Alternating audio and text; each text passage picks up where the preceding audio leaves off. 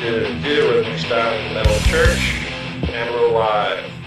Hello again, everybody, and welcome to the Week 2 preseason edition of TWITS. Joining me once again, Twit number 2, live from his palatial estate in Brownwood, Texas, with his 3 luxury sleds in the carport. Mr. Mike Paddock, how are you? Howdy, doing fine down here. I'll see you in a couple days. Yeah, you'll be up at the draft next Saturday. Looking forward to that. You got an M on your head. I got a G on mine. You know, we're 1/13 of the way to having the whole alphabet here. Yeah, you'll be getting into town on Thursday, and then we'll be ready to rock and roll for the draft Saturday. Mike, might as well break into some news and notes here. Draft day coming up August 27th, Saturday, 12:30 p.m. Arrival time at Tim Boncher's house in Vanda's Height. And looking forward to probably, haven't checked the Evite results here, but I think we should have just about everyone but Tom and our new member, which we'll get into in just a second here, in attendance. So, looking forward to that. That'll be a good time. Mike, just saw you were having a nice cold beverage tonight.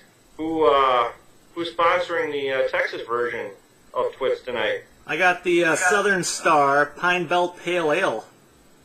Wow. Out of somewhere in Texas. Excellent. Conroe. Well, speaking of Pale Ale, Mike, Summit is coming out with a one line. They're doing one run of this Silver Anniversary Ale. Nice. Got some extra dry hopping going on. Definitely a little bit more, just a tinge more hop and some citrus in it. So if there's any Summit fans out there, that run is going off shelves quick and highly recommended. So that's our Minnesota sponsor for this evening. Mike, we've got a new member of the SFFL. I have to go back and do some research to find the last time we've actually had a brand new member of the SFFL. It's been a long time. Probably been about 10 years since Mike Paddock joined the league, I would think. I would think so. Fred Kelly, who I had a chance to meet on my trip down to Texas in August, is the newest member of the elite here. He resides I guess that's still Brownwood proper. Yes, he is. So we got a couple of Brownwood, Texas members. Very nice guy. Fred and his wife Jody will be fielding a team. So welcome, big welcome to them. Let's take a look at some other news and notes, Mike. We've got a keeper due date coming up. I'm going to set the keeper due date this Thursday at 6 p.m. So all keepers need to be in by then. They need to be set by Thursday. If they're not, no keeper for you.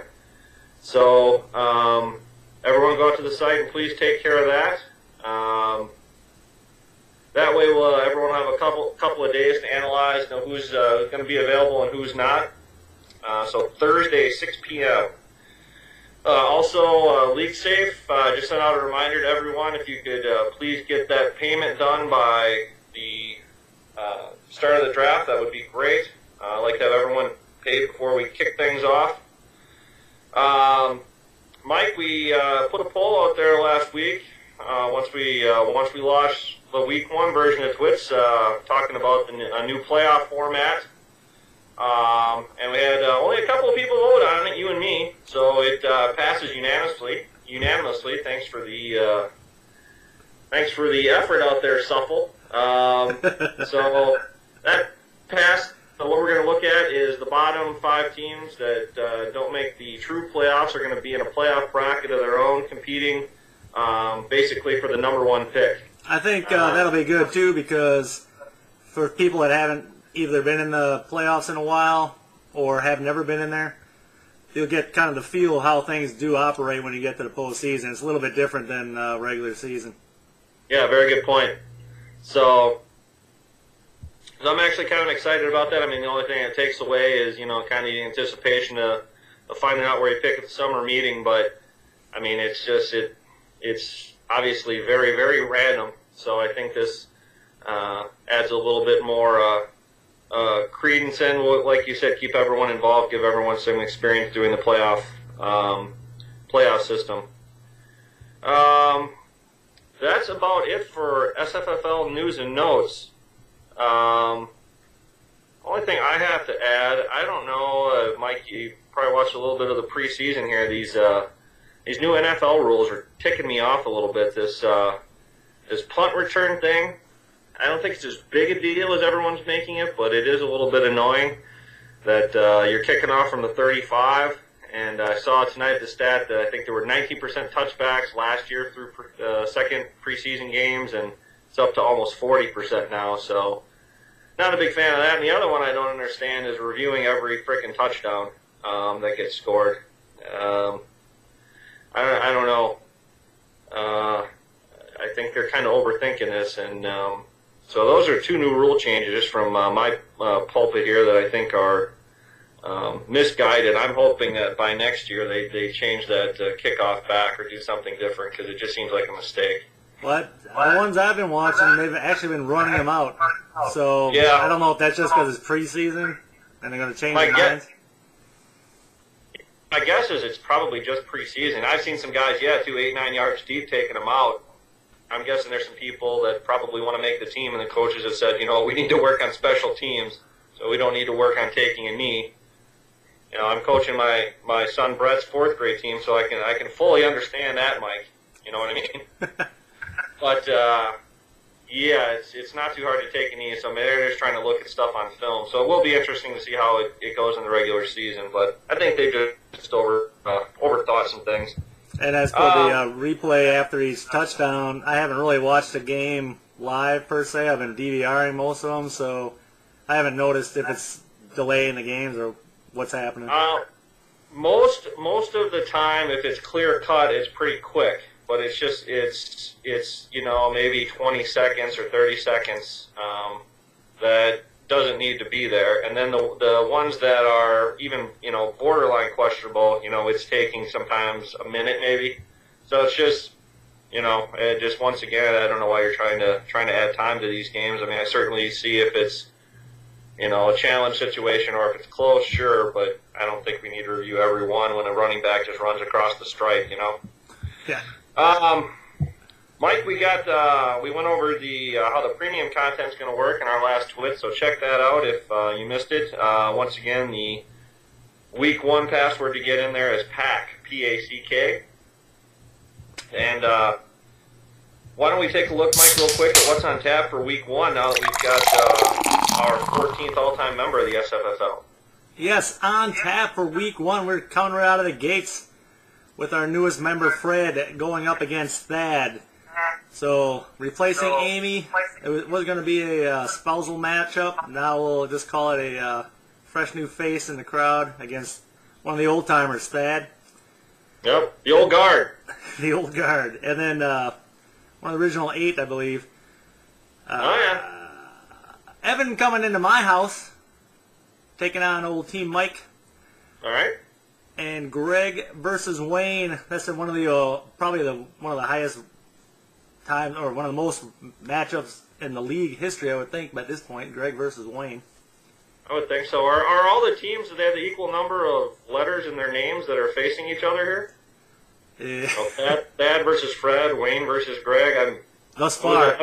Evan versus Mike, yeah, so keep going. I think we're in trouble when we get to Tom, but go ahead. Yeah, well, if Tom would have taken on Tim, that would have happened, but no. Oh, yeah, you're right. Okay. Yeah. But no, the commish versus Tom, so you got the old Wisconsin-Illinois rivalry cooking.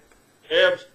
And then Mickey versus Tim, so that'll round out your Week 1 schedule.